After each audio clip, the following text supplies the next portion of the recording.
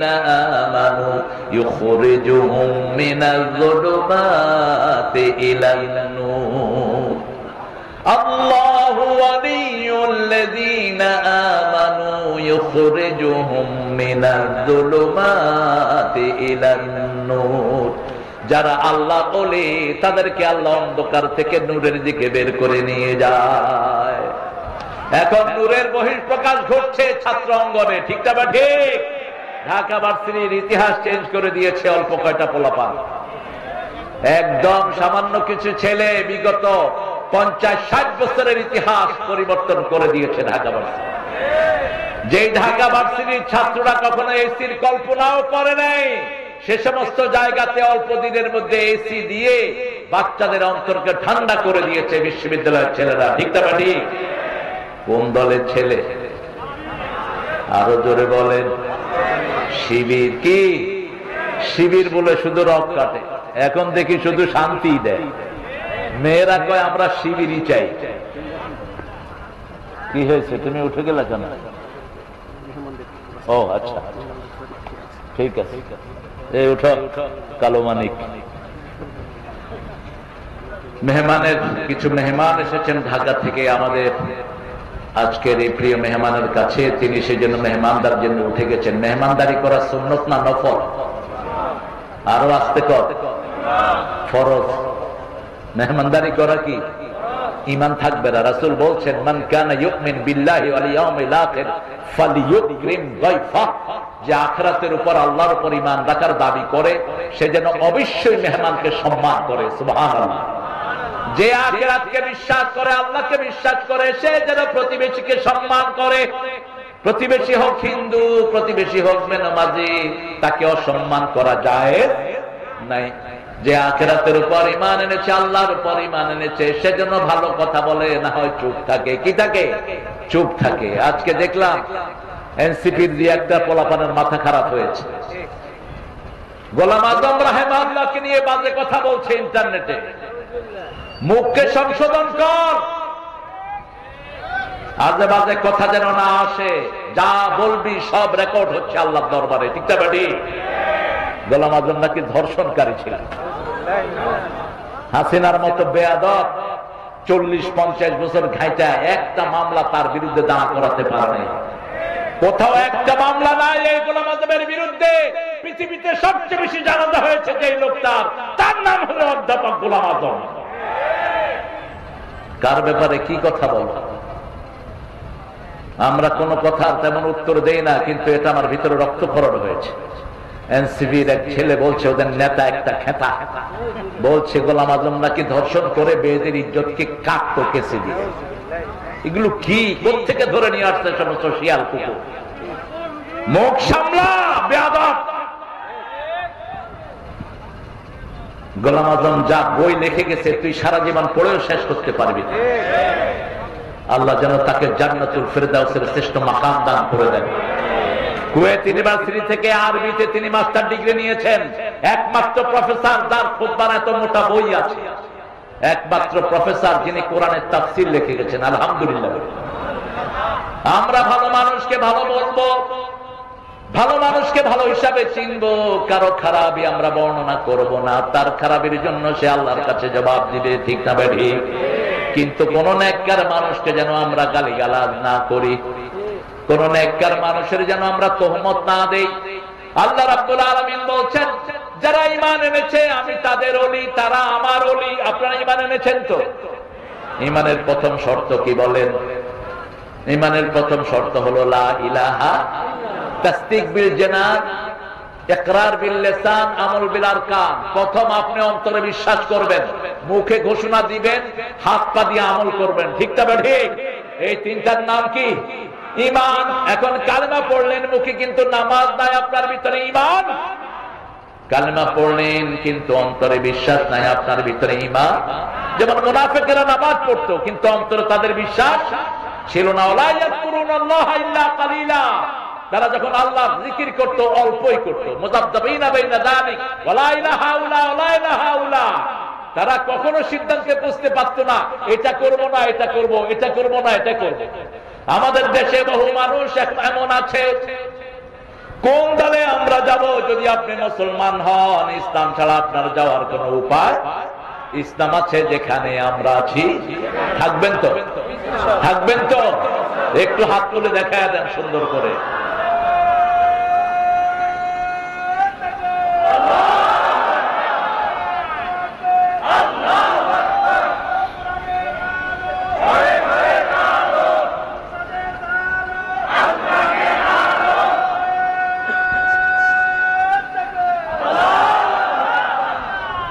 এখন কাফেরদের বর্ণনা দিচ্ছেন আল্লাহ রাব্বুল আলামিন, ওয়াল্লাযীনা কাফারু আউলিয়াউহুমুত তাগুত ইউখরিজুনাহুম মিনান নূরি ইলাল যুলুমাত উলাইকা আসহাবুন নারি হুম ফিহা খালিদুন।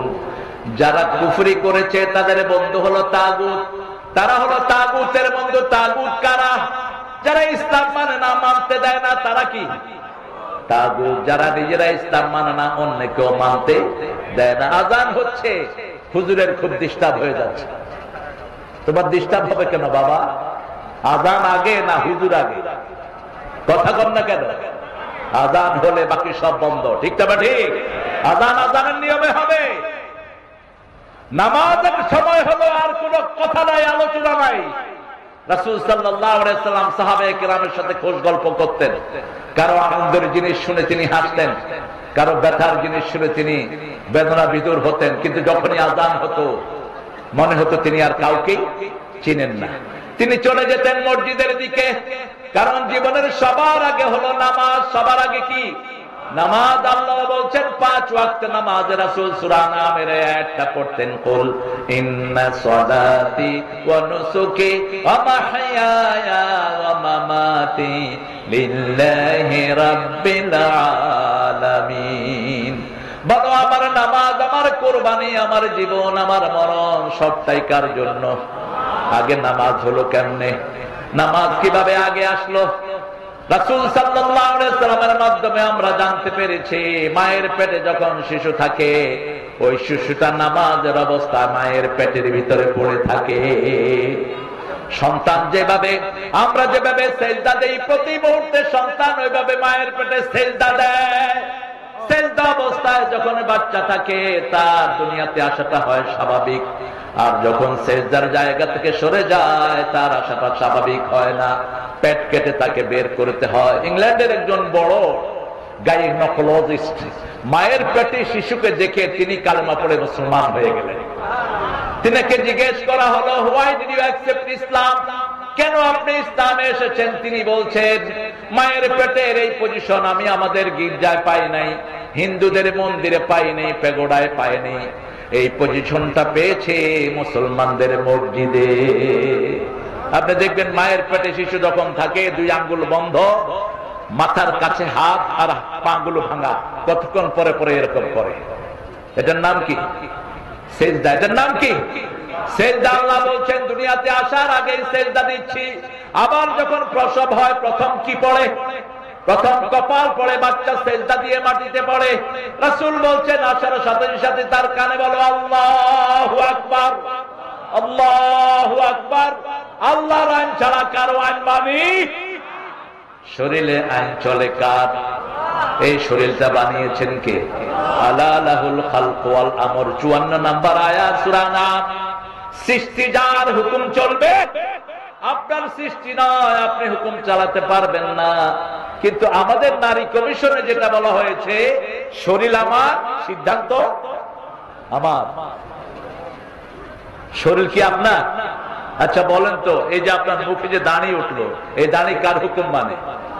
কার হুকুম? এই দাড়ি পাকে কার হুকুমে? সাদা হয় কার হুকুমে?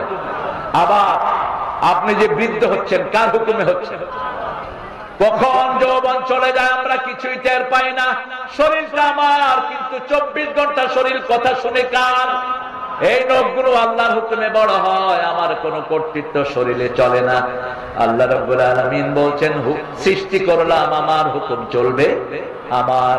এখন তাগুতের সাথে কি আচরণ করব সেটা বলছেন সূরা নিসা 78 নম্বর আয়াতের দিকে আল্লাহ বলছেন, ওয়াল্লাযীনা কাফারু আল্লাযীনা আমানু ইউকাতিলুনা ফি সাবিলিল্লাহ ওয়াল্লাযীনা কাফারু ইউকাতিলুনা ফি সাবিলিত তাগুত ফাকাতিলু আউলিয়া الشيطان إن كيد الشيطان كان ضعيفا যারা মুমিন তারা আল্লাহর রাস্তায় হত্যা করে জিহাদ করে করতে রাজি আছেন তো কতল শব্দ ব্যবহার করলেন আমরা ইউটিউবকে বেশি সাবস্ক্রাইব বাড়ানোর জন্য কতল শব্দটা বলি না কারণ ইউটিউবের ইহুদির বাচ্চারা এই শব্দটা পছন্দ করে না ইহুদির বাচ্চারা যেমন ইসরায়েলকে পছন্দ করে ফিলিস্তিনকে পছন্দ করে না যাদের শব্দে ফিলিস্তিনের কথা থাকে ওদের ভিউয়ার্স কমিয়ে দেয় থুতু মারি তোদের ভিউয়ার্সের উপরে ইউটিউবের আগ থেকে আমরা বক্তা ইউটিউব দিয়ে আমরা বক্তৃতা দেই না ইউটিউবের কিছু বক্তা আছে এখন মাশাআল্লাহ বাজারে যারা সারাক্ষণ ক্যামেরার পিছনেই থাকেন কিন্তু আমরা একজনের সন্তুষ্টির জন্য কথা বলবো তিনি কে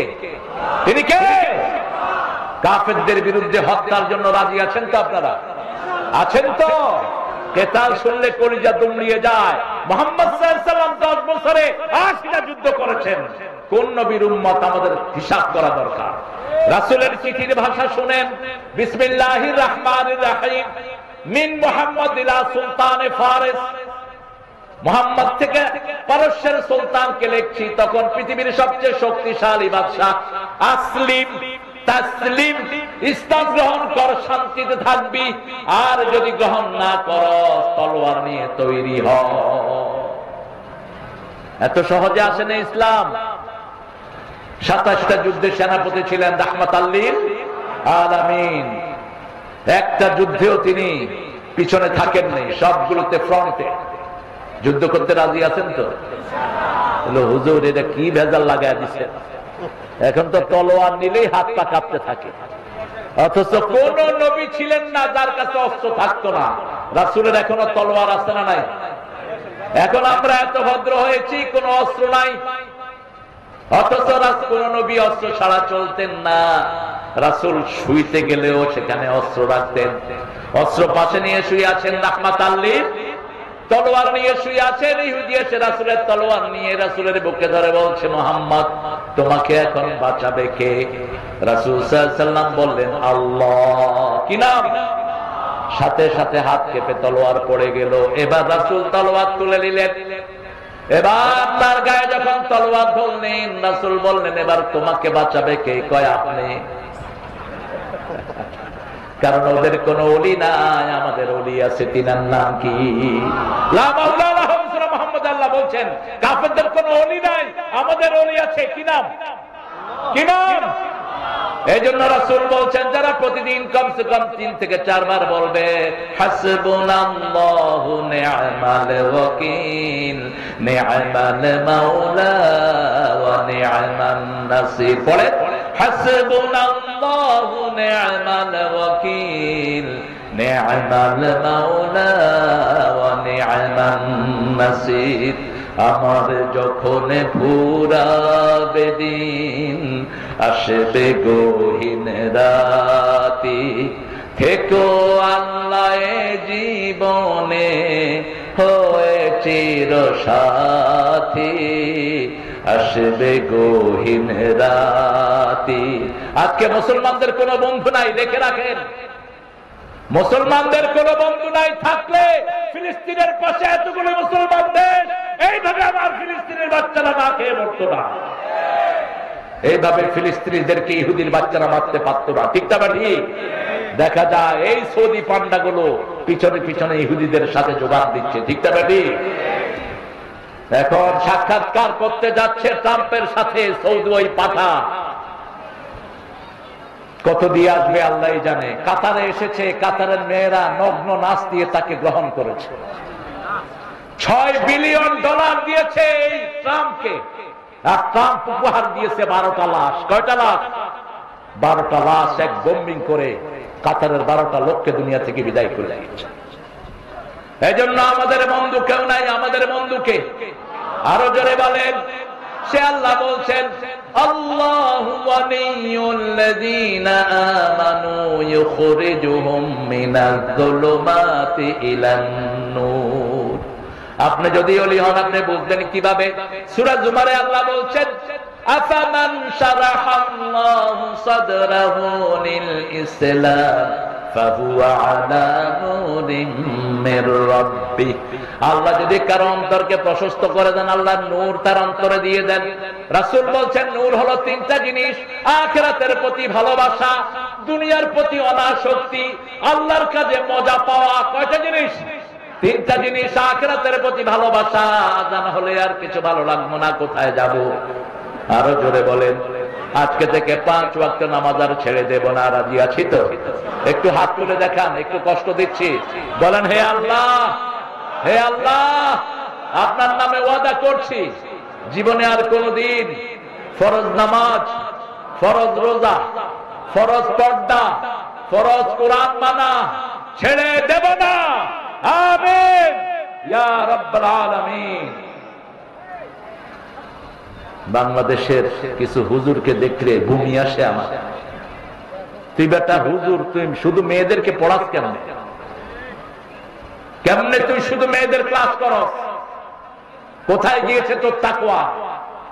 কিভাবে মেয়েদের সাথে নির্জনে ক্লাস করাও? রাসূল সাল্লাল্লাহু আলাইহি ওয়াসাল্লামের সাথে একবার অনুমতি ক্রমে মেয়েরা রাসূলের সামনে এসেছিলেন। ওয়ান্স এ টাইম, বাস ওটাই ছিল শুরু, ওটাই শেষ। মেয়েরা বলল সব পুরুষেরা আপনাকে সামনে থেকে দেখে, আমরা একটু সামনে থেকে দেখব। রাসূল সাল্লাল্লাহু আলাইহি ওয়াসাল্লাম রাহমাতাল লিল আলামিন। কিন্তু বাকি কোন পুরুষের জন্য শুধু মেয়েদেরকে পড়ানো জায়েজ নাই। সেখানে পর্দা থাকতে হবে, না হয় গায়রে মোহরে থাকতে হবে। রাসূল বলছেন অপ্রাপ্ত বয়স্ক কোন বাচ্চাকেও তোমরা কাজে ব্যবহার করতে পারবে না, যেটা হেফজখানাগুলিতে পাইকারি করা হয়। আপনি কোন নাবালক বাচ্চা দিয়ে কাজ উঠাতে পারবেন না, নিষেধ। একান্ত কামরায় ডেকে নিতে পারবেন না। এখন ফিতনা ফাসাদে ভরে গেছে সমাজ, ঠিক না ঠিক? আপনি কোথায় আপনার বাচ্চাকে দিচ্ছেন আপনি খেয়াল রাখেন।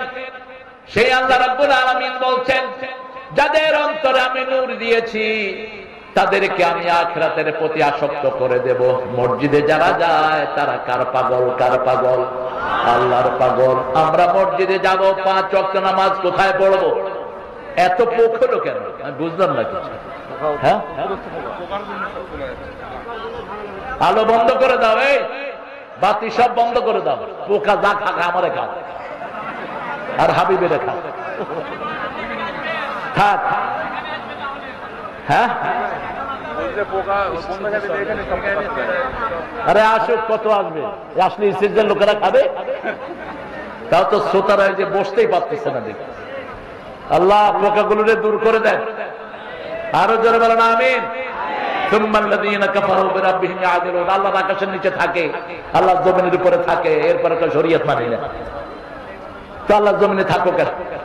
আল্লাহ নিষেধ করেছেন, বড় কড়া ধমক। সূরা রহমানে বলছেন ইয়া মাশারাল জিন্নি ওয়াল ইনস ইন ইসতাতাতুম আতাফুযু মিন আকতারিস সামাওয়াতি ওয়াল আরদ ফাফুযু লা তাফুযুনা ইল্লা বিসুলতান ফাবিআইয়ি আলাই। এরকম দলাদলি করলে কথা বলবো কেমন? বসেন। পক্ষী এত বেশি, এখানে তো এত লাগতেছে না, ওখানে লাগে কেন? বসেন বাবারা, বসেন। আল্লাহ রাব্বুল আলামিন বলছেন হে মানুষের জিনেরা, আমার আকাশ যদি ভালো না লাগে, আমার বাতাস যদি ভালো না লাগে, ফানফুজু, বেরিয়ে যা, বেরিয়ে যা। কে বলছেন? কে বলছেন? শরীয়ত ভালো লাগে না, বেরিয়ে যাও। নামাজ ভালো লাগে না, বেরিয়ে যাও আল্লাহর জমিন থেকে। ফানফুজু, বেরিয়ে যা। কিন্তু আমাদেরকে সবচেয়ে বেশি ভালোবাসেন কে? লা তানফুযুনা ইল্লা বিসুলতান। আমাকে ছাড়া কোথায় যাবা? যেদিকেই তাকাই সেদিকে আল্লাহর সৃষ্টি আছে না নাই? আকাশের দিকে তাকান, মনে হয় ওই গ্রামে গিয়ে আকাশ পড়ে গেছে, কিন্তু কিয়ামত পর্যন্ত দৌড়ালেও আকাশ ধরা সম্ভব কি সুন্দর করে ঘিরে দিয়েছেন। আল্লাহ রাব্বুল আলামিন বলছেন লা তাফুযুনা ইল্লা বিসুলতান ফাবিআইয়ি আলাই রাব্বিকুমা তুকাযিবান। আমার কোন কোন নিদর্শন তোমরা অস্বীকার করবে? এখানে আবার আলাপ আলোচনা চলছে, এটা বন্ধ করে দাও। ভাই ভাই আসেন। এই সভাপতি, সভাপতি খবরে নেই সভাপতি। আরে সভাপতি হাঁটে কেন?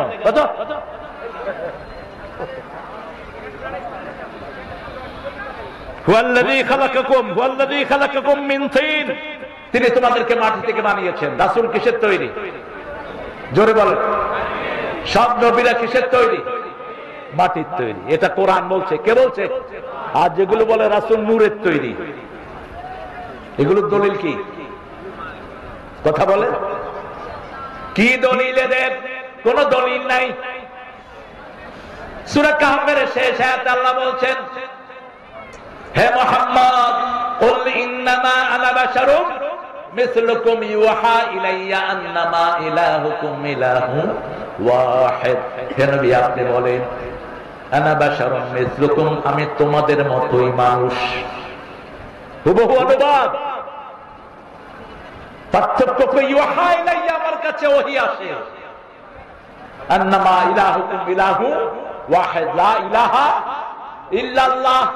فمن كان يرجو لقاء ربه فليعمل عملا صالحا ولا يشرك بعبادة ربه أحدا।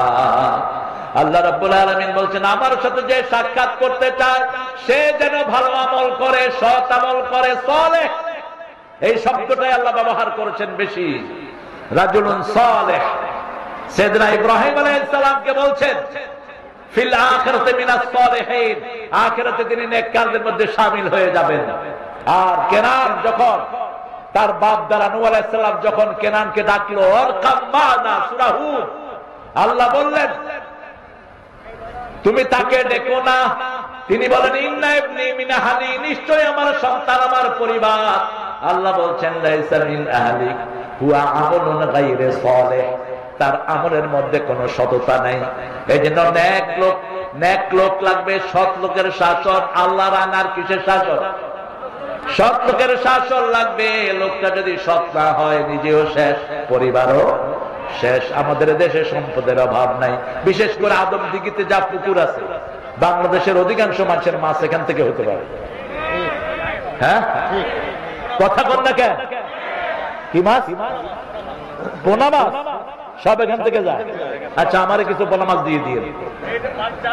পোনা মাছ তো আমাদের পোড়া কপাল গুলো খেয়ে ফেলে সব। একটা টাকি মাছ পোনা ছেড়ে যখন যায়, টাকিরেও ধরে, পোনারেও ধরে। হায় রে পোড়া কপাল রে। পোনা যদি আমরা না মারতাম, বাংলাদেশের পানি আর মাছ একসাথে থাকতো। ইংল্যান্ড আমেরিকাতে সাগরে জাল বাড়লে জাল টেনে উঠানো যায় না। আমি আমেরিকার এই যে আটলান্টিকে জাল মেরেছি, জাল টেনে উঠাতে পারেনি। এক জালে এত মাছ। কারণ কি? কারণ হলো তারা ডিপ সিতে যত মাছ মারুক, তারা চেক করে মাছের পেটে ডিম আছে কিনা। কাঁকড়া ধরে চেক করে ডিম আছে কিনা, ডিম আছে সাথে সাথে ছেড়ে দিবে। জেনারেল রুল, না ছাড়লে তাদের ফাইন হবে, পুলিশ তাকে জরিমানা করবে। আর আমাদের দেশে পেটে ডিম আসেনি, দেখ এই ইলিশটা লো, একটা ডিমের ভিতরে লক্ষ ইলিশের প্রাণ। আর ছাগল খাই তাও দানা ফালায় দিয়ে খাসি। কি খাসি? এই খাসি করে দিলে হাজার হাজার ছাগলের প্রজনন শেষ। একটা ছাগলকে যখন আপনি খাসি করে দিবেন, এর থেকে আরো 10টা ছাগল হতো, 20টা ছাগল হতো, সেটা কি শেষ হয়ে গেল। আল্লাহ রাব্বুল আলামিন বলছেন আমি তোমার আল্লাহ, আকাশেও আমি তোমার রব, জমিনেও তোমার রব। সে আল্লাহ বলছেন একটা আয়াত যে পড়বে, ও নবী আপনি বলে দেন 1000 আয়াতের সওয়াব আমি তাকে দান করে দেব। সূরা হাদীদের 2 নাম্বার, হুয়াল আউয়াল ওয়াল আখির ওয়াল যাহির। পড়েন, হুয়াল আউয়াল ওয়াল আখির ওয়াল যাহির ওয়াল বাতিন হুয়া বিকুল্লি শাইইন আলীম। তিনি শুরু, তিনি শেষ, তিনি প্রকাশ্য, তিনি গোপন। তাহাজ্জুদ পড়ার সময় রাসূল বলতেন আনতাল আউয়ালু লাইসা ক্বাবলাকা শাই, وأنت الآخر ليس بعدك شيء أنت الظاهر ليس فوقك شيء أنت الباطن ليس دونك شيء اقض عني حاجتي يا أرحم الراحمين। উঠে কেন এত উঠি? এই জন্য লাঠি নিয়ে বসা খুতবায় ফরজ। রাসূল কি নিয়ে বসতেন? লাঠি। এখন হলে রকেট লঞ্চার নিয়ে বসতেন, এখন তো লাঠির যুগ নাই। অথবা চাইনিজ রাইফেল নিয়ে বসতেন। এটা খুতবায় রাখা জরুরি। খুতবার সময় আপনারা উঠবেন, বসবেন, এটা খুতবার আদবের খেলা। রাসূল তাহাজ্জুদের সময় এই দোয়াটা পড়তেন, এই আয়াতটা পড়ে বলতেন আনতাল আউয়ালু লাইসা ক্বাবলাকা শাই। হে আল্লাহ, আপনি শুরু, আপনার আগে আর কেউ, আপনি শেষ, আপনার পরে আর কেউ নাই। আপনি প্রকাশ্য, আপনার উপরে আর কেউ নাই। আপনি গোপন, আপনি ছাড়া আর কেউ। আমার সব প্রয়োজনগুলো আপনি পূরণ করে দেন। প্রয়োজন পূরণের মালিক কে? আপনারা একটা জিনিস খেয়াল করছেন কিনা, এই যে হাসিনা এত টাকা চুরি করলো, কিন্তু আমাদের দেশে একটা পুরুষ যখনই ক্ষমতায় বসলো, দেশের অর্থনীতিতে একটা পরিবর্তন আসছে কি আসেনি? কথা বলেন না কেন? গতকাল পর্যন্ত 33 বিলিয়ন হলো বাংলাদেশের রিজার্ভ। 33 billion dollar. এটা শুধু বাড়ছে, আলহামদুলিল্লাহ বলেন।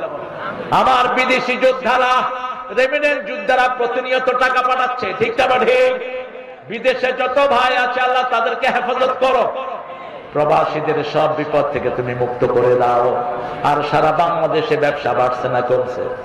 আদমদিঘিতে সবচেয়ে বেশি কিসের ব্যবসা? আদমদিঘিতে, হ্যাঁ? তো মাছ আজকে মাত্র 2টা দিচ্ছে। সবচেয়ে বেশি মাছের ব্যবসা হলো কেন?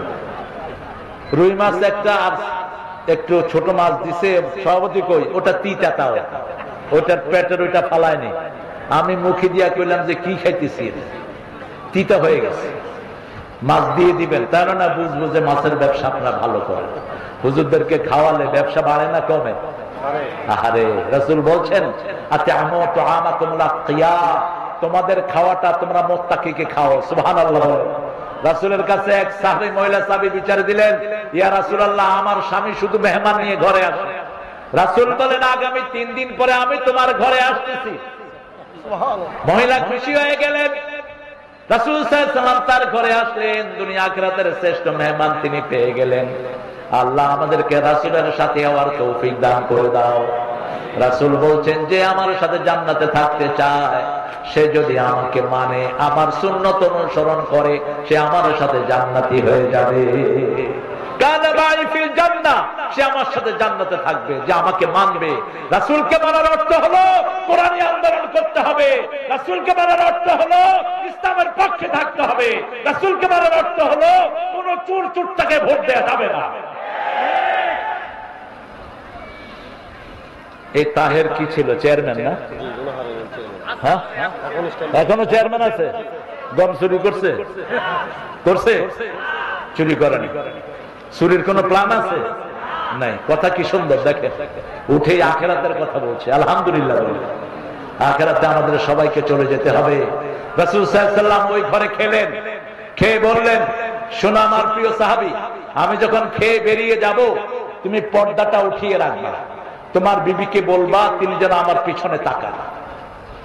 খেয়ে যাওয়ার সময় রাসূল সাল্লাল্লাহু আলাইহি ওয়াসাল্লাম পর্দা উঠালেন। সাহাবী বিবিকে বললেন তাকাও। বিবি তাকিয়ে দেখে রাসূলের পিছনে সাপ, বিচ্ছু, বিষাক্ত প্রাণীগুলো বেরিয়ে যাচ্ছে। রাসূল সাল্লাল্লাহু আলাইহি ওয়াসাল্লামের কাছে সাহাবী গেলেন রাদিয়াল্লাহু আনহু। রাসূল জিজ্ঞেস করলেন কিছু দেখেছো নাকি? সাহাবী রাদিয়াল্লাহু আনহু বললেন দেখেছি ইয়া রাসূলুল্লাহ, আপনি যখন বেরিয়ে এসেছেন আপনার পিছন দিয়ে বিষাক্ত প্রাণীগুলো বেরোচ্ছে আমার ঘর থেকে। রাসূল সাল্লাল্লাহু আলাইহি ওয়াসাল্লাম বললেন কোন মেহমানকে বাধা দিবা না। মেহমান যেই ঘরে আছে সেই ঘরের বিপদগুলো দূর করে দেয় কে? মেহমান আছে যেখানে বিপদ যাবে। হ্যাঁ, আরে থাক, মুখে না গেলে হয়। এই পোকা মুখে যাবি না, তাহলে কিন্তু একদম সবগুলোর মেরে ফেলে। পোকা মুখে যাবে না। আলহামদুলিল্লাহ বলে। আল্লাহ রাব্বুল আলামিন আকাশে, আল্লাহ জমিনে আমাদের সব কিছু তিনি বরাদ্দ করে দিয়েছেন। ওয়াকাদা আজালান, একটা আজালের তাফসীর ইবনে আব্বাস সহ মুফাসসিররা করেছেন। একটা আজাল হলো আমার জন্ম থেকে মৃত্যু পর্যন্ত যে সময়টা, এটা কি আজাল? এটা আজাল। আর একটা আজাল মুসাম্মা, আজালুম মুসাম্মা, মৃত্যুর সময় আমাদের জন্ম থেকে মৃত্যুর মধ্যে যে ট্রান্সফারেশন, এটাকে বলা হয় আজাল মুসাম্মা, নির্দিষ্ট আজাল।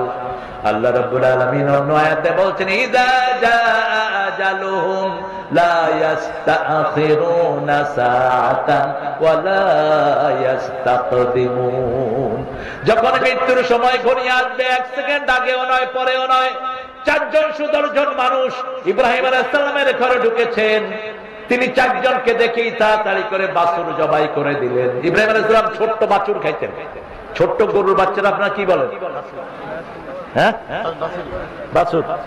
এই ছোট বাছুর আরবরা এখনো খায়, কারণ ছোট বাছুরের হাড্ডি, কটকটি হাড্ডি সব নরম, এগুলো সব খাওয়া যায়, খুব মজা হয়, খোয়ার বলা হয়। এই ছোট্ট বাছুর তিনি জবাই করে দিলেন। ঘরে মেহমান আসলে ইসলামী শরাফত হলো আপনার ঘরে যেই খাবার আছে তাড়াতাড়ি মেহমানের সামনে এনে দিবেন। সাথে সাথে অপেক্ষার দরকার নাই, বলার দরকার নাই একটু নাস্তা দেই নাস্তা দেই। আবার যারা ইসলাম মানে না, ওরা যাওয়ার সময় বলে আজকে তো খেলেন না, আরেকদিন কিন্তু ছাড়তেছি না। আবার বলে খেয়ে আসছেন না, যে খাবে, মানে আমার ঘরে কোনো খাবার নাই, একটু চা করি চা করি। আরে চা করবি তুই, এটা জিজ্ঞেস করা লাগে, যা আছে ঘরে নিয়ে আসবে। যেমন রাসূল সাল্লাল্লাহু আলাইহি ওয়াসাল্লাম একদিন জোহরের পরে মসজিদে নববীতে বসে আছেন। রাসূল সাল্লাল্লাহু আলাইহি ওয়াসাল্লাম একটু পরে দেখলেন মসজিদে ঢুকেছে ওমর এবং আবু বকর রাদিয়াল্লাহু আনহু। রাসূল বললেন মা আখরাজাকুম মিন বাইতিকুম, কোন জিনিস তোমাদেরকে ঘর থেকে বের করে দিয়েছে? আবু বকর বললেন আল জু, ক্ষুধা। ওমর বললেন ক্ষুধা, ক্ষুধা ঘর থেকে বের করে দিয়েছে। রাসূল সাল্লাল্লাহু আলাইহি ওয়াসাল্লাম নিজেও বললেন ক্ষুধা। ত্রিভুবনের সরদার, তার ঘরে খাওয়া নাই, জান্নাতের সরদারদের ঘরে খাওয়া নাই। আর আমাদের বিগত সরকারের সাধারণ মেম্বার একটার ঘরে হাজার হাজার কোটি টাকা। আমাদের সুপ্পু মিয়া প্রেসিডেন্টের বাড়িতে 400 কোটি টাকা, আজকে দেখলাম ইন্টারনেটে নিউজ বেরিয়েছে। ফেক কিনা জানি না, তবে নিউজ তো এসেছে। এক এক বান্দার পেটে কত টাকা, একটা টাকা দিয়েই আদমদিঘির মতো থানাকে টাকা দিয়ে মরিয়ে দেয়া যেত, ঠিক না বেঠে?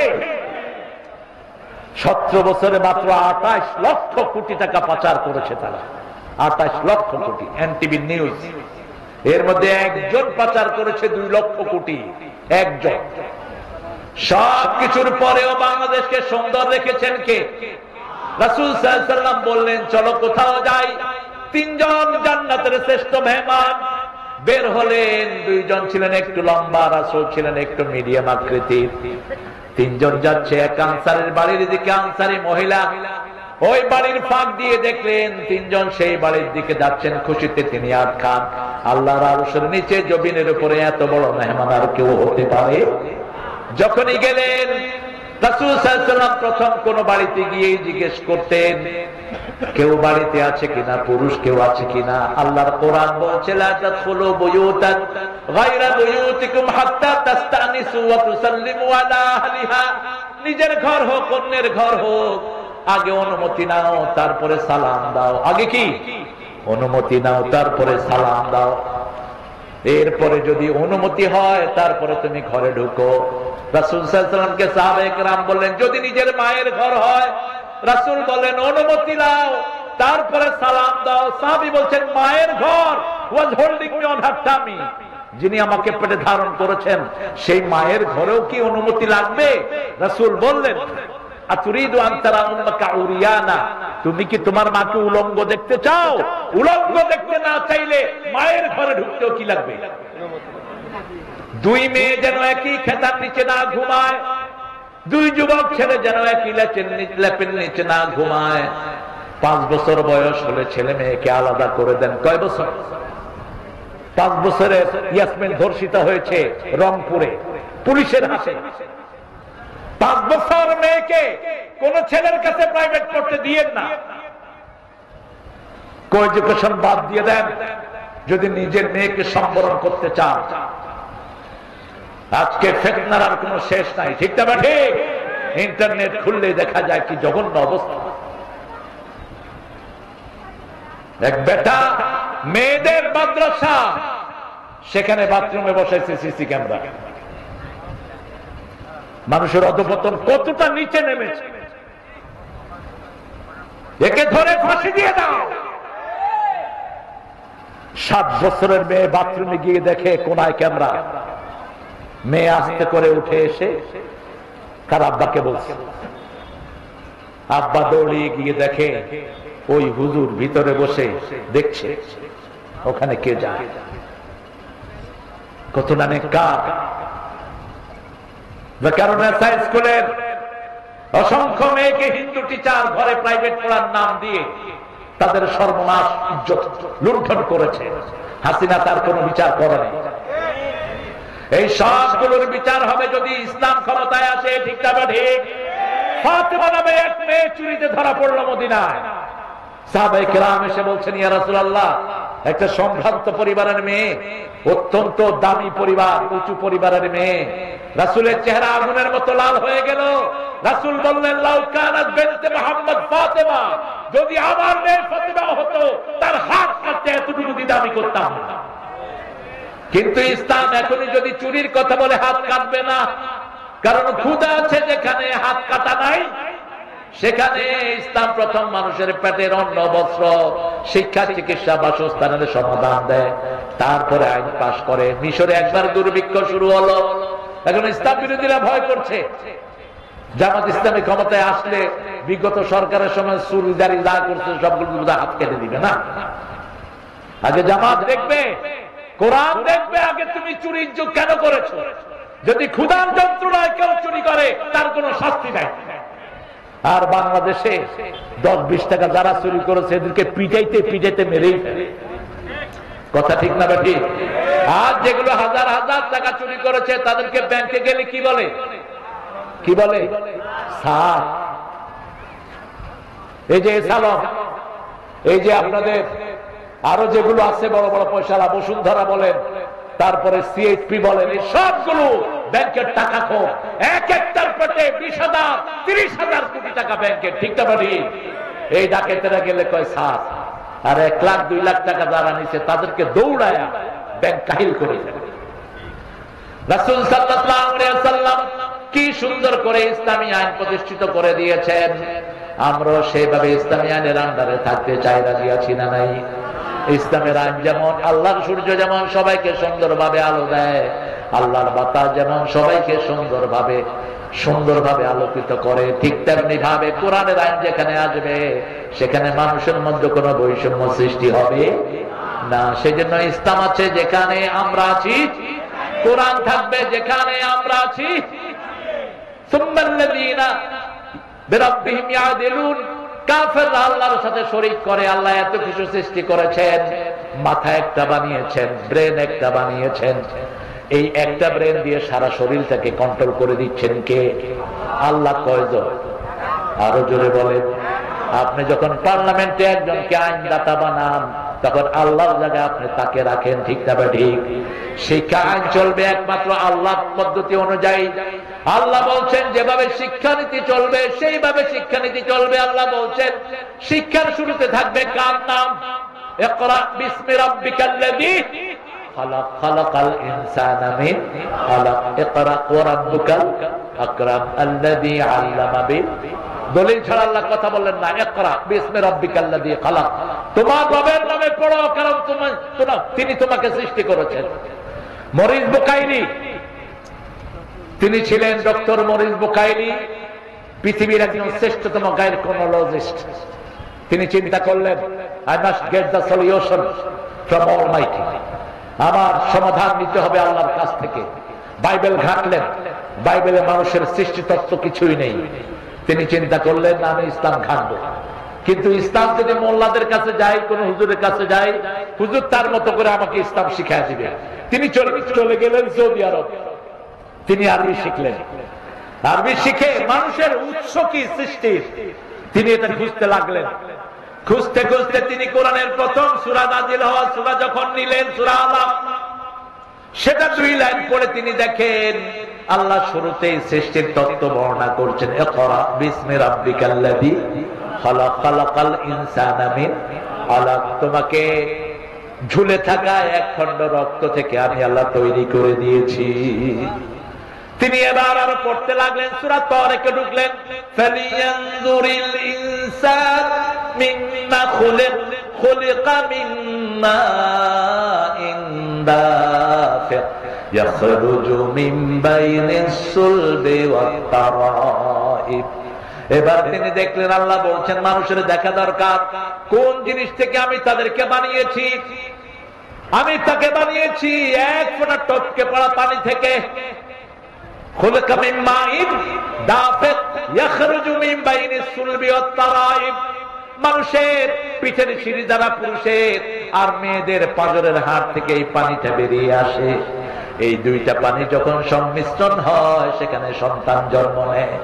আজকের ডাক্তাররা পরীক্ষা করে দেখেছে, এক একটা শুক্রিটের ভিতরে এক ফোঁটা পানির ভিতরে 3 লক্ষ মানুষের প্রাণ থাকে। কয় লক্ষ?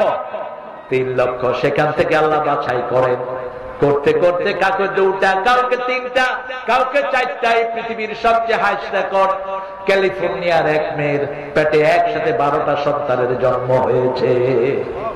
12টা হাইস্ট রেকর্ড, বাংলাদেশে 7টা। আর আল্লাহ যাকে চায় কোন সন্তান দেন না, ইয়াজআলুহু আকিমা, তাকে বান্দা করে রেখে দেয়। ছেলে হলেও রহমত, মেয়ে হলেও। এখন খুব আলোচিত একটা ঘটনা, তার স্ত্রী বলছে আমার পেটে আমার যখন মেয়ে হলো তখন থেকেই আমার স্বামী আমার বিরুদ্ধে লেগেছে। অথচ ছেলে মেয়ে এগুলো দেয়ার মালিক কে? জোরে বলেন আল্লাহ। আজকের মেডিকেল সায়েন্স একটা জিনিস ধারণ করেছে, ছেলের মধ্যে থাকে একটা ই আর মেয়ের মধ্যে থাকে 2টি জিনিস থাকে, ক্রোমোজোম এক্স এবং ওয়াই।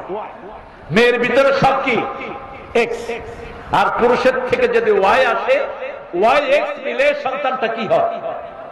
ছেলে হয়, এক্স ওয়াই। আর যদি শুধু মেয়েরটা প্রাধান্য পায় তাহলে ডাবল এক্স মিলে সন্তানটা হয় মেয়ে। এটা কারো হাতে নয়, এটা কার হাতে? বগুড়ার এক লোক এক ঘরে গেলাম, 7 জন মেয়ে। ঘরটা যে কোনো মেয়ের ঘরে গেলে দেখবেন ঘরটা খুব পরিচ্ছন্ন, ঘরটা খুব গোছানো। আর পুরুষ যেই ঘরে বেশি, ঘরটা খুব অগোছালো, এখানে জায়গা থাকে, এখানে স্যান্ডেল, কোনো গোছ গাছ নাই। আর মেয়েরা যেখানে থাকে খুব গোছানো পরিপাটি থাকে। আমি ঘরে ঢুকেই দেখলাম খুব সুন্দর সাজানো, আবার টেবিলের উপরে বেলি ফুল, নান্দনিক। বললাম এই ঘরে বোধ মেয়ে বেশি। কয় হ্যাঁ হুজুর, ধরলেন কেমন? কইলাম যে ধরলাম ঘরটা সাজানো, ওই ঘরের মালিক কোথায়? তা আপনারা এদেরকে বুকে টানবেন। এই ছেলেগুলো দেখেন এক এক মাহফিলে কিছু বাদাম নিয়ে যায়, এগুলো বিক্রি করে তাদের পরিবার চলে। অনেকে ভেটকি দেয়। ভেটকি দেয় কেন? তোর চোখ উঠিয়ে ফেলা দরকার। আগে তার রিজিকের সমাধান করবি। আমাদের ছেলেদেরকে খারাপ করেছে পাগলা নেতাগুলো, চোর ডাকাত নেতারা। কিয়ামতের ময়দানে কথোপকথন হবে। সূরা ইব্রাহিমে আল্লাহ সেটা বলছেন, ইন্না তানা সাদাতানা ওয়া কুবরানা ফাদাল্লানা। আমরা মেনেছি আমাদের বড় বড় নেতাদেরকে, লিডারদেরকে, তারা গোমরা করেছে। আতিহিম দাফাইন মিনাল আযাব ওয়া লানহুম লানান কাবীরা। আল্লাহ তাদেরকে আযাব দ্বিগুণ করে দেন, তাদেরকে লানত দিয়ে দুনিয়া আখিরাত ধ্বংস করে দেন। দুনিয়া তো এমনি শেষ, ঠিক না বাড়ি? তারা বলবে ফালা তালুমুনি আলুমু আনফুসাকুম। সূরা ইব্রাহিমের ভিতরে আল্লাহ তুলে দিয়েছেন, তারা বলবে আমাদেরকে ভৎসনা করো না, নিজেদেরকে নিজেরা ভৎসনা করো। দাউতুকুম ফাস্তাজাবতুম লি। মিটিংয়ে দাঁড়িয়ে কোরআন নাই, হাদিস নাই, দলিল নাই, কিচ্ছু নাই, শুধু বলেছি ভাইয়েরা আমার, বোনেরা, বাস, আর কিছু নাই। কোন কোরআনও নাই, হাদিসও নাই। আমাদের পিছনে আসছো কেন? আমরা তো কোরআন হাদিস দিয়ে বুঝাই। আর আলেমরা আল্লামা সাঈদীর মতো লোক যা বলেছে সবটাই সত্য হয়ে গেছে, ঠিক না ভাই? কারণ আল্লাহ বলেছেন, ও নবী আপনি বলে দেন, ইত্তাকু ফিরাসাতাল মুমিন ফাইন্নাহু ইয়ানজুরু বিনূরিল্লাহ। মুমিনের দূরদর্শিতা থেকে বাঁচো। মুমিন আল্লাহর নূর দিয়ে তাকায়। কার নূর? আল্লাহর নূর। বলেছে আমাদের সাথে তেড়িবেড়ি করবে না, আমরা আছি গোড়ায়, তোমরা আছো আগায়। আমরা হলাম মৌলবাদী, তোমরা কি আগাবাদী। বেশি তেড়িবেড়ি করবে, একটু লাড়া দেবো, মামু বাড়ি দিল্লি গিয়া পড়বে। এখন বলে আমাদের নাকি পাকিস্তানের সাথে সম্পর্ক। আমাদের কোন নেতা তো পাকিস্তান যায়নি, কারো বাড়িও নাই, ঘরও নাই, টাকাও নাই পাকিস্তানে, ঠিক না বাড়ি? আর ওদের সবার বাড়ি কোথায়? কোথায়? এখন গিয়ে কোথায় উঠেছে? কিন্তু তোমাদের কোনো প্রতিশোধ আমরা নেইনি, কারণ আমরা ইসলাম মানি। আমরা তোমাদের একজনের গায়ে আঘাত করি নাই, তোমাদের কষ্টে তোমরা বেগে গিয়েছো, ঠিক না ঠিক? চুরি করে যারা শান্তিতে নাই, আর ভালো থাকে যারা শান্তিতে থাকে, তারা আল্লাহ বলে দিয়েছেন ইন্নাল আবরারা লাফি নাঈম ওয়া ইন্নাল ফুজ্জারা লাফি জাহিম। নেককাররা সব সময় শান্তির ভিতরে থাকে, নেয়ামতের ভিতরে থাকে। মাহফিলে এসছেন, নেয়ামত আছে না নাই? এক একজনের সাথে লক্ষ ফেরেশতা আপনার বাপের নাম ধরে, আপনার নাম ধরে আল্লাহর কাছে গুনাহ মাফ চাচ্ছে। বুখারী বর্ণনা, রাসূল বলছেন মাহফিলের উদ্দেশ্যে আসেন, he was passing by, suddenly he has seen lot of people gathering in such a place. তিনি দেখলেন অসংখ্য মানুষ একটা জায়গায় একত্রিত হচ্ছে। ওই লোকটা দাঁড়িয়ে আছে, দাঁড়িয়ে শুনছে, তার মাথা থেকে পায়ের তালু পর্যন্ত গুনাহ। ফেরেশতারা জিজ্ঞেস করবে, আল্লাহ এই লোকটা মাহফিলের উদ্দেশ্যে আসে নাই, হঠাৎ করে মানুষ দেখে দাঁড়িয়ে গেছে, একে মাফ করে দিবেন কিনা? আল্লাহ পাল্টা জিজ্ঞেস করবেন, সে কি আমাকে দেখেছে কিনা? না। আমার জান্নাত জাহান্নাম দেখেছে কিনা? না। কিছু না দেখেই আমার কোরআনকে ভালোবেসে দাঁড়িয়েছে। ফেরেশতারা তোমরা সাক্ষী থেকে যাও, তার জীবনের সব গুনাহ আমি মাফ করে দিলাম। দর্শে কোরআন হচ্ছে, সেখানে আক্রমণ করছে আমার ভাইয়েরা। কি আফসোস তাদের জন্য। এদেরকে দল থেকে বের করো, প্রস্তবিদ্ধ হয়ে যাবে তোমাদের দল, ঠিক না ঠিক? কোরআনের মাহফিলে যারা বাধা দেয় তারা মুমিন না কাফের? আরো জোরে বলেন। এজন্য আল্লাহর সাথে কোনো কিছু শরীক করব, কোন মূর্তির দলে থাকবো না। ওমা আনা মিনাল মুশরিকিন। কাফেররা মূর্তির দলে থাকে, শিরকের দলে থাকে, তাদের সব কিছুর ভিতরে শিরক থাকে। কোন মন্দিরে যাবেন না, নিষেধ। রাসূল সাল্লাল্লাহু আলাইহি ওয়াসাল্লামের প্রিয় সাহাবী ওমর থেকে বর্ণিত, তিনি বলছেন তোমরা কোন ধর্মীয় উপাসনালয়ে যাবে না, কারণ যেখানে মূর্তি থাকে সেখানে সব সময় গজব থাকে। কি থাকে? গজব থাকে। সেখানে কাছেও যাও না। মা ফাতেমা, মা খাদিজা বলছেন আমি জীবনে কোনোদিন মূর্তির সামনে যাইনি। রাসূল সাল্লাল্লাহু আলাইহি ওয়াসাল্লাম বলছেন আমিও যাইনি। আবু বকর বলছেন আমিও যাইনি। রাসূল সাল্লাল্লাহু আলাইহি ওয়াসাল্লামের বয়স যখন 11 বছর, চাচা আবু তালেব বলল চলো হোবলের কাছে তোমাকে নিয়ে যাই, আমাদের যেন ভাগ্য পরিবর্তন হয়। তারা মূর্তির সামনে অনেকগুলো তীর রাখত, মানুষ ওটা ভাবে টেনে আনতো, ওটার ভিতরে যা থেকে ওটা তারা বিশ্বাস করত। রাসূল কারো আবদার ফেলতেন না। রাসূল সাল্লাল্লাহু আলাইহি ওয়াসাল্লামকে নিয়ে যাওয়া হচ্ছে, হঠাৎ করে একটা বিশাল চেহারা ওনার সামনে পড়লো, তিনি অজ্ঞান হয়ে নিচে পড়ে গেলেন। রাসূলকে ধরাধরি করে ঘরে নিয়ে আসা হলো। নবুয়ত পাওয়ার পরে তিনি বললেন যে চেহারাটা দেখিয়ে আমাকে অজ্ঞান করা হয়েছে মূর্তির সামনে যাওয়া থেকে, সেই চেহারাই ছিল জিবরাইল আমিনের চেহারা। সাইয়েদনা ইব্রাহিম আলাইহিস সালাম দোয়া করতেন সূরা ইব্রাহিম, আজনুবনি ওয়া বানিয়া আন না'বুদাল আসনাম। হে আল্লাহ, আমাকে আমার পরিবারকে মূর্তি পূজা থেকে আপনি হেফাজত করেন। সূরা আনামের 72 নম্বর আয়াতের ভিতরে সাইয়েদনা ইব্রাহিম আলাইহিস সালামের কাহিনী আল্লাহ তুলে দিয়েছেন। ইয ক্বালা ইব্রাহিম লিআবিহি আযার আতাত্তাখিযু আসনামান আলিহা ইন্নী আরাকা ওয়া কওমাকা ফি যালালিম মুবিন। ইব্রাহিম আলাইহিস সালাম তার আব্বা আযরকে বললেন পিতার সাথে কেমনে কথোপকথন করবেন, সেটাও এই কোরআনে আছে না নাই? আরে জমি খারাপ দিয়েছে, এজন্য পিতাকে মেরেছে, এরকম ঘটনা বাংলাদেশে আছে না নাই? মা বাপকে মারে, গায়ে হাত তোলে। রাসূল বলছেন যখন দেখবা কোথাও পিতামাতার গায়ে হাত দেওয়া হয়, তখন বুঝবা কিয়ামতের আর বাকি। মা বিছনা পেশাব করেছে, সেই মাকে নদীতে ফেলে দিয়েছে। আশেপাশের যারা দেখে চুপ করে থাকো, তোমরাও কিয়ামতের ময়দানে আসামির কাঠ গড়ায় দাঁড়াবা। যে মেম্বার চেয়ারম্যান এই পিতামাতার নাফরমানের বিচার করে না, ওই মেম্বার চেয়ারম্যান এমপি কিয়ামতে আসামির কাঠ গড়ায় দাঁড়ায়। বিবিকে পিটায়, আশেপাশের লোকেরা কোনো টু শব্দ করে না, এরকম জায়গা আছে না নাই? ওনারা সব আল্লাহর ওলি, তোরা উলি। আপনাকে প্রতিবাদ করতে হবে। যে কোনো খারাপই দেখলে রাসূল বলছেন, মুসলিম শরীফের বর্ণনা, মান দাআ মিনকুম মুনকারান ফালিয়ুগাইয়িরহু বিয়াদিহি।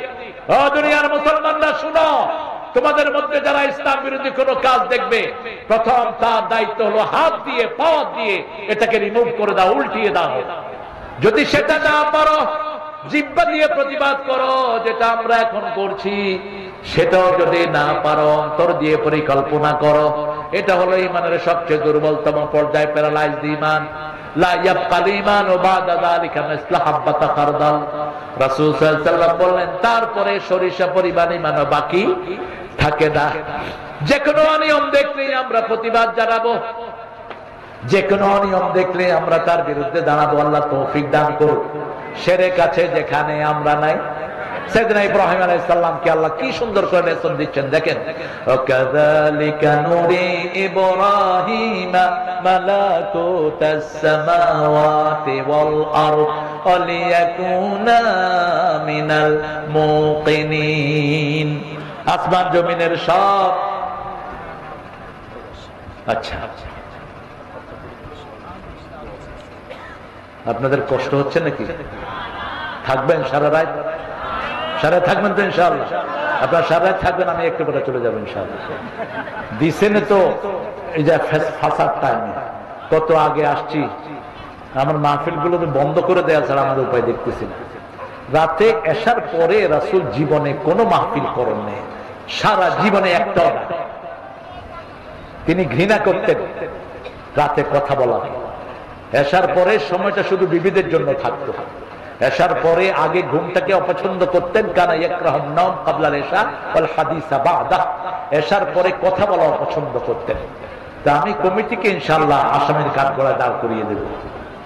আর এরও ধর্ম এত সময় লম্বা করলো কেন? হাবিব ভালো মানুষ, ও তো কমিটির কথা অনুযায়ী চলতে হয়। কমিটিগুলো দুষ্ট হয়, মানুষ কিন্তু আগেই চলে আসে, কিন্তু কমিটি দেয় না আমাদেরকে। ইব্রাহিম আলাইহিস সালাম রাতে মিটিমিটি তারা জ্বলছে, দেখে যে অনেকে তারার পূজা করে। এখনো তারার পূজারি আছে না নাই? চাঁদের পূজারি, সূর্যের পূজারি আছে না নাই?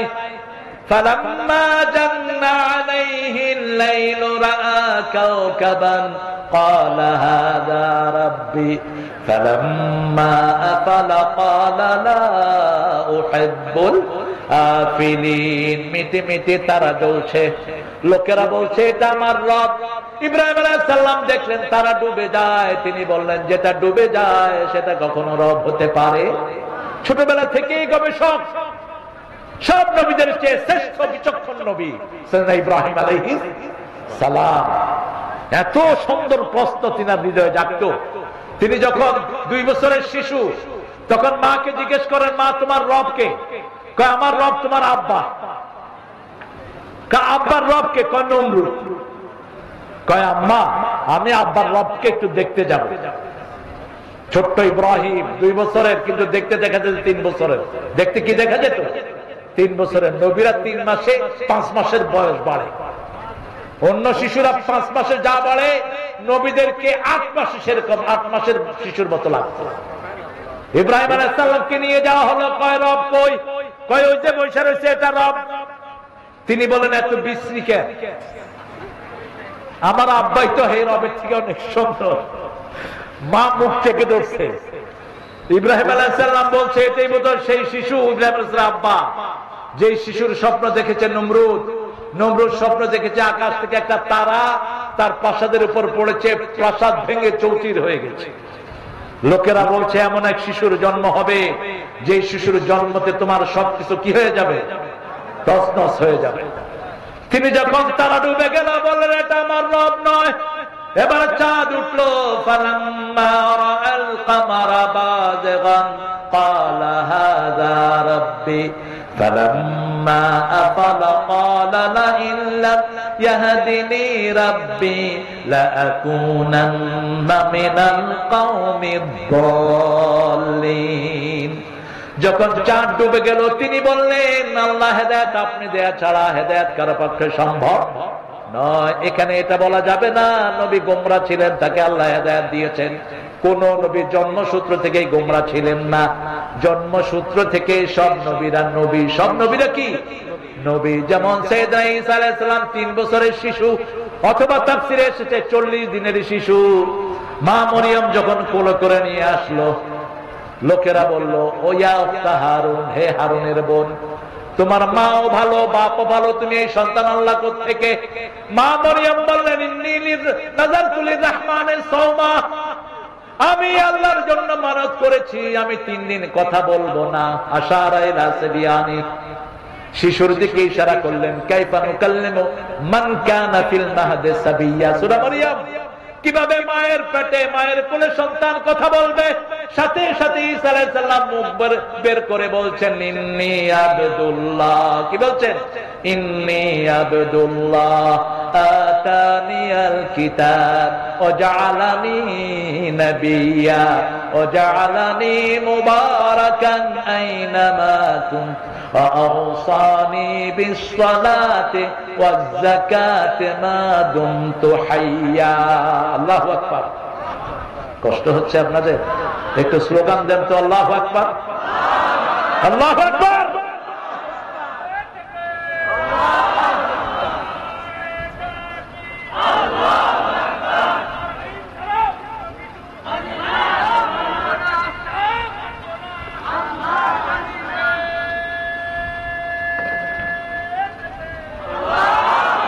স্লোগানে খুশি হল। এই যে মাছ খায় না কি খায় আল্লাহ জানে। একটু গলা ছেড়ে স্লোগান দেন তো, দেন।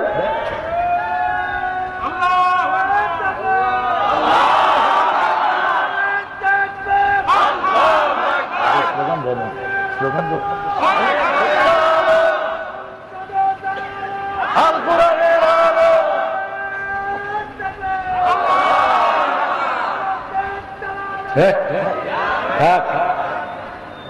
দালালের দরকার নাই, এমনি বাঁচছে। তোমার স্লোগান দিলে মারাই যাবে শেষ।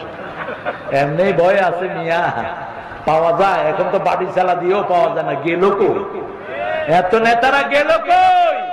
কোরআন শুনতে পারবে না, মসজিদে যেতে পারবে না, এই করতে পারবে না। এখন গেলা কই শয়তান? কত আলেমরে কষ্ট দিয়েছো। হামজার বিরুদ্ধে যে সমস্ত হুজুররা কথা বলে জিহ্বা টেনে ছিঁড়ে ফেলা দরকার। হামজার খবর জানোস বেয়াদবেরা? এই হামজার ঠ্যাং নিচের দিকে দিয়া মাথা উপরের দিকে দিয়ে রাখা হয়েছে 11 ঘন্টা। হামজার শরীরে এমন কোন জায়গা নাই যেখানে অত্যাচার করা হয়। 3টা বছর অমানসিক নির্যাতন সহ্য করেছে হামজাদের ডাক্তার বলেছে 3 মাস 6 মাস বিছানায় শুয়ে থাকবেন, তারপর উঠে কথা বলবেন। কিন্তু মানুষের ভালোবাসা, মানুষের পিড়িতে প্রতিদিনই তাকে মাঠে আসতে হয়। আল্লাহ তার সারা শরীরটাকে ভালো করে দেয়। যিনারা কথা বলেন ওনারা কোনোদিন পুলিশের ভেস্কিও খান নাই। ওনারা হলেন সুবিধাবাদ জিন্দাবাদ। বিগত সরকারের আমলে যারা মামলা খায় নেই এরা ওদেরই 5 লাখ কুত্তা দালাল। কার বিরুদ্ধে কথা বলো, কথা ঠিক করে বলবো। আমাদের এক এক নেতা বিরুদ্ধে শত শত মামলা আছে না নাই? মামলার চোটে আমরা বাড়িয়ে ঘরে থাকতে পারিনি। গোলাম পরোয়ারকে চিনেন তো কিনা? কি কে? জামাতের কি? পা নিচের দিকে দিয়ে মাথা উপরে, উপরে পা নিচে সারা অঙ্গে পিটিয়েছে, রক্তগুলো মুখ চুষে চুষে পড়েছে এই গোলাম পরোয়ার। শুধু তাকে একা মারা হয়নি, তার সব ভাইকে অ্যারেস্ট করে জেলখানায় অমানসিক নির্যাতন করা হয়েছে। আল্লাহ এই রক্তের উপরে তুমি আমাদের কোরআনকে কায়েম করে দাও। আরো চিৎকার করে বলেন আমিন। যতজন কোরবানি দিয়েছে আল্লাহ সবাইকে কোরবানির উপর, সবার কোরবানির উপর বাংলাদেশে তুমি কোরআনকে কায়েম করে দাও। আমরা কারো দুশ্মন নই, এজন্য আমরা কারো গায়ে হাত দেই। আমরা চাই সবাই আল্লাহর কোরআনে আসুক। ঠিক না ঠিক? সেই কোরআনে আসার জন্য ইব্রাহিম আলাইহিস সালাম ছাড়া বাঁচার কোন উপায়?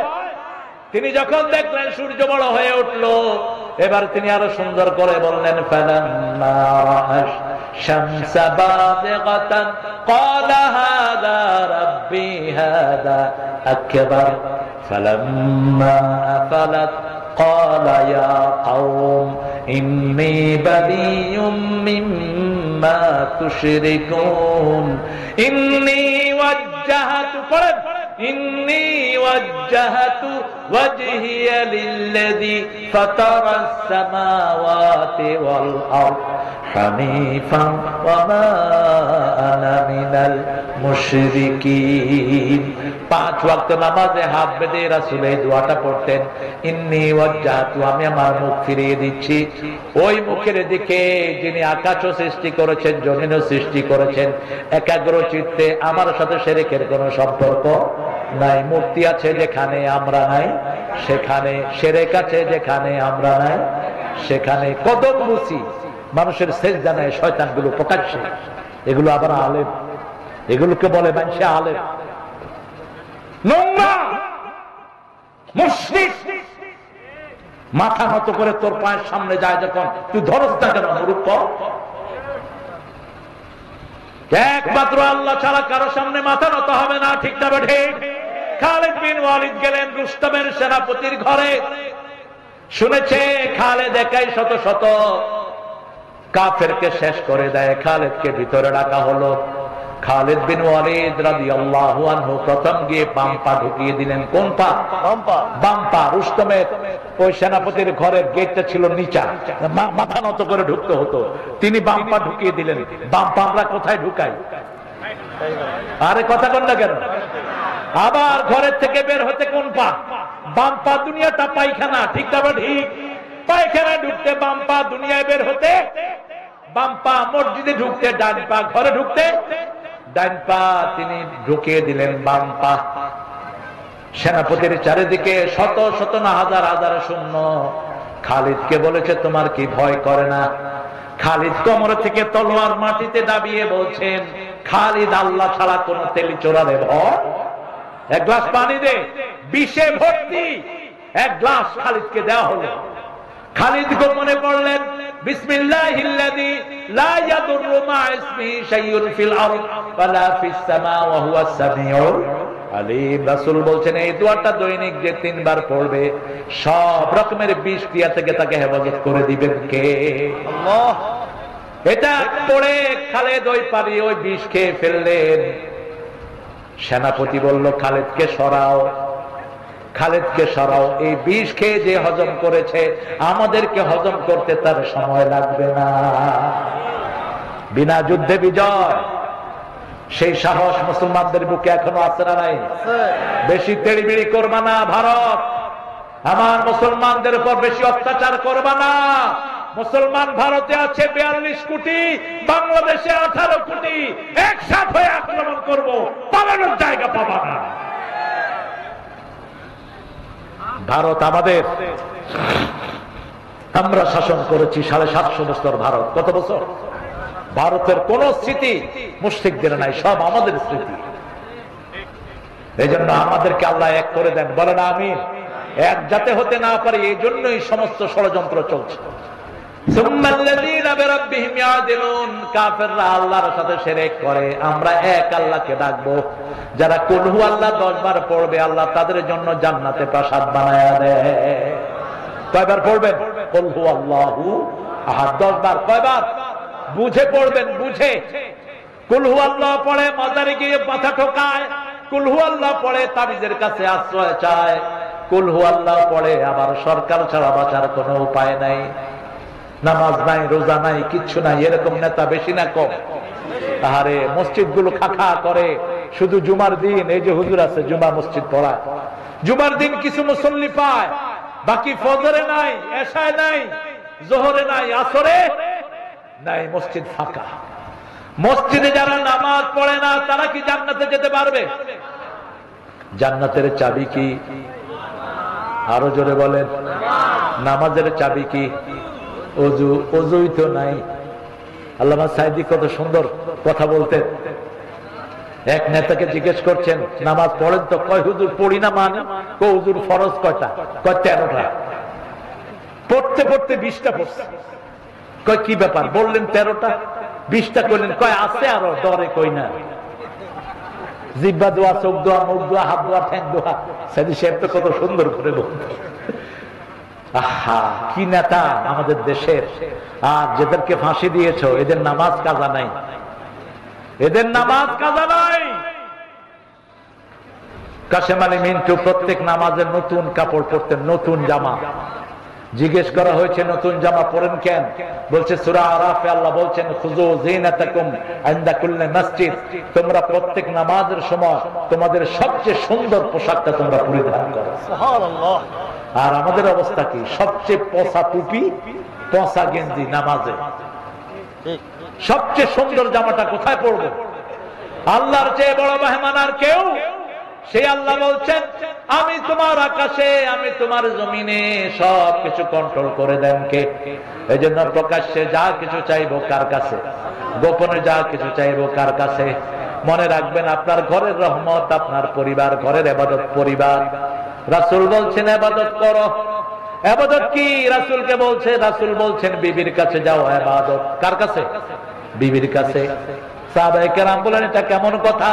বলছে তুমি যদি আরেকবার আর বউর কাছে যাও কি হবে? কি হবে? এই জন্য হুজুররাও পরকিয়া জ্বালাচ্ছে। হ্যাঁ, তুই যাস কেন? মেয়েদেরকে পড়াইতে কইছে কে তোরে? মূর্খ। নিজের চরিত্রকে আগে হেফাজত করো। অন্যের কাছে দোষ দেওয়ার আগে আগে নিজের দিকে তাকাও। ঠিক না? ঠিক। আপনি আপনার সীমানা লঙ্ঘন করবেন না। ইবনে মাসউদ রাদিয়াল্লাহু আনহু বলছেন 1000 কোটি টাকা আমার কাছে দিলে আমি সংরক্ষণ করতে পারবো, কিন্তু কালো ঘুটঘুটে একটা মেয়ে আমার রুমে থাকবে, আমি আমার চরিত্রকে কন্ট্রোল করতে পারবো, তার কোনো নিশ্চয়তা নেই। নিসা ইত্তাকু, ইত্তাকু, তোমরা বাঁচো দুইটা ফিতনা থেকে। একটা ফিতনা হলো দুনিয়া। ইন্না আউয়ালু ফিতনাতু বনি ইসরাঈল কানাত ফিন নিসা, বনি ইসরাঈল ধ্বংস হয়েছে মেয়েদের ফিতনার কারণে। ফিতনাতু উম্মতি আল মাল, আমার উম্মতের ফিতনা হলো সম্পদ, সম্পদ, সম্পদ। আর দ্বিতীয় হলো নারী। দ্বিতীয় কি? ইন্না কাইদাকুন্না আযীম, নারীর ষড়যন্ত্র বড় মারাত্মক। এই জন্য বেঁচে থাকো। নারীর সাথে ইনিয়ে বিনিয়ে কথা বলার কোনো দরকার? কি সুন্দর করে কথা বলবি, ভালো আছে কেন তুই সুন্দর করে কথা বলবি? ছাগল কোথাকা। নারীরাও যেন কারোর সাথে নিয়ে কথা না বলে, ওদের কণ্ঠে যেন রুক্ষতা থাকে। কোন পুরুষ যেন কথা বললে, ফোন করলে বাই মিস্টেক চলে গেলেও আপনারা দেখবেন রাতের বেলায় কিছু ছেলে আন্দাজে গুন্দাজে নাম্বার ঢুকায়, ঢুকে যখন মহিলা কণ্ঠ পায় বস শুরু হইল। এটাই তো আমি খুঁজছিলাম। এরপরে মহিলার সাথে প্রেম, প্রেমের পরে দেখা, দেখা করতে গিয়ে দেখে মহিলার বয়স 60, পোলার বয়স হলো 20। কারণ টেলিফোনে তো আর কথা বোঝা যায় না। এই জন্য রাসূল বলছেন তুমি যখন কোন মেয়েকে বিয়ে করতে চাও তাকে তুমি দেখো, তাকে দেখো, সে তোমাকে দেখুক। দেখে দুইজনের ভালোবাসা বৃদ্ধি পাবে যে কোনো একটা জিনিসের কারণে। তখন তোমরা একজন আরেকজনকে বিবাহ বন্ধনে আবদ্ধ করো। কিন্তু আমাদের দেশে উল্টা, মেয়েরে দেখে, মেয়ে দেখার কোন সিস্টেম কথা কন না। আপনাদের আদমদিঘিতে আছে নাকি? মেয়েকে দেখে কিন্তু মেয়ে দেখতে পারে না। বিশেষ করে নেককার ঘরের পিতারা বলে তোর জন্য ছেলে আনছি, বিয়ে করবি নায়ক কেটে নদীতে ভাসায় দেব। আপনি এত বড় পণ্ডিত হলেন কবে? এটা তো রাসূলও করেন নাই। মা ফাতেমার জন্য প্রস্তাব এসেছে, সর্বশেষ আলীর প্রস্তাব। আবু বকর রাদিয়াল্লাহু আনহুর মাধ্যমে রাসূল বলছেন আমার সৈন্যদের মধ্যে, আমার সাহাবীদের মধ্যে সাহসী, আমার সাহাবীদের মধ্যে জ্ঞানী, কিন্তু আনা মদিনাতুল ইলম আলিয়ুন বাবুহা, এটা ফ্যাব্রিকেশন, এটা মওজু, এটা কোনো হাদিস না। আমি এলেমের শহর, সেই শহরের দরজা আলী, এটা শিয়াদের বানানো। এলেমের শহর যদি রাসূল হয়, সেই শহরের দরজার নাম হবে আবু বকর। কারণ রাসূল বলেছেন আমার পরে উম্মতের সর্বশ্রেষ্ঠ মানুষকে আবু বকর। খুতবায় বলতেন ইরহামালা উম্মতি ওয়া উম্মতে আবু বকর আশাদুহুম ফি আমরিল্লাহি ওমর ওয়া আস্তাকুম উসমান হায়ান উসমান ওয়া আকদাহুম আলী। এক একজন সাহাবী, চারজন খলিফাকে রাসূল বৈশিষ্ট্যমণ্ডিত করেছেন। এই জন্য নিজের মেয়েকে স্বাধীনতা দিবেন। আজকে ছেলে দেখে না মেয়ে, মেয়ে দেখে না ছেলে। আবার অনেক মা আছে পণ্ডিতি করে মেয়েকে ছেলের হাতে তুলে দেয়, মেয়ের জীবন শেষ হয়। ঠিক না বেটি? চারটা জিনিস দেখে বিয়ে করাবেন। কয়টা? প্রথম হলো দিনদারি। প্রথম কি? দ্বিতীয় পরিবার, তৃতীয় সম্পদ, চতুর্থ সৌন্দর্য। বাকি তিনটা কম হলে দিনদারি দেখলেই দিয়ে দেন। কি দেখলে দিয়ে দেন? সুন্দরী মেয়ে কিন্তু 3 দিন পরে চরিত্রহীন ধরা পড়েছে, আপনি তাকে নিয়ে ঘর করতে পারবেন না। ঠিক না বেটি? আবার আজকের সুন্দরী কালকের পেট নিও না। যেগুলো বিশ্ব সুন্দরী এগুলো বিশ্ব পেট নিও না। দুইবার শুধু বাথরুমে গেলেই শেষ, সৌন্দর্য শেষ। তৃতীয় পরিবার, আমি অমুক পরিবারের সন্তান। সৈয়দ পরিবারের নাম ভাঙা বহু পান্ডা আছে আমাদের দেশে, অন্যান্য নবীর বংশ। আমরা কি ফেরাউনের বংশ না? আমরা সব নবীর বংশ। ওয়ালাকাদ কাররামনা বনি আদম, আমাদের বাপ আদম, ঠিক না ঠিক? তুমি আলাদা বৈশিষ্ট্য নিতে যাও কেন? হ্যাঁ, রাসূল সাল্লাল্লাহু আলাইহি ওয়াসাল্লামের বংশ থেকে যদি রাসূলের সুন্নাত মানো, রাসূলের পদাঙ্ক অনুসরণ করো, পুরস্কার আছে না নাই? কিন্তু রাসূলের পরিবারে থেকে যদি আবু জাহিলের কাম করো, তাহলে শাস্তিও তোমার জন্য আছে। আবু লাহাবের কাম করো, শাস্তিও তোমার জন্য আছে। এই জন্য আল্লাহ রাব্বুল আলামিনের প্রশংসা করব সবখানে। রাসূল একটা প্রশংসা করতেন আর বলতেন, এই প্রশংসাটা যে করবে কিয়ামত পর্যন্ত তার জন্য সওয়াব লেখা হয়ে যাবে। পড়েন লাকাল হামদ, লাকাল হামদ, সুবহানাল্লাহি ওয়া বিহামদিহি আদাদা খালকিহি ওয়া রিদা নাফসিহি ওয়া জিনাতা আরশিহি ওয়া মিদাদা কালিমাতিহি। এই দোয়াটা রাসূল সাল্লাল্লাহু আলাইহি ওয়াসাল্লাম মা জুয়াইরিয়াকে শিখিয়েছিলেন। মা জুয়াইরিয়াকে বলেছিলেন যে তুমি এই দোয়া একবার পড়বা। রাসূল প্রতিদিন ফজরে এটা 3 বার পড়তেন, মাগরিবে 3 বার পড়তেন। এই দোয়াটার ভিতরে এমন কথা, কিয়ামত পর্যন্ত ফেরেশতারা সওয়াব লিখেও শেষ করতে পারবে না। এত বেশি জানে প্রশংসা আল্লাহ এটার ভিতরে দিয়েছেন। আমরা আজকে এখানে ক্ষান্ত করবো ইনশাআল্লাহ, ঠিক আছে? রাত্রে 12টা, আমার 12টা বাজছে, আপনাদের কয়টা?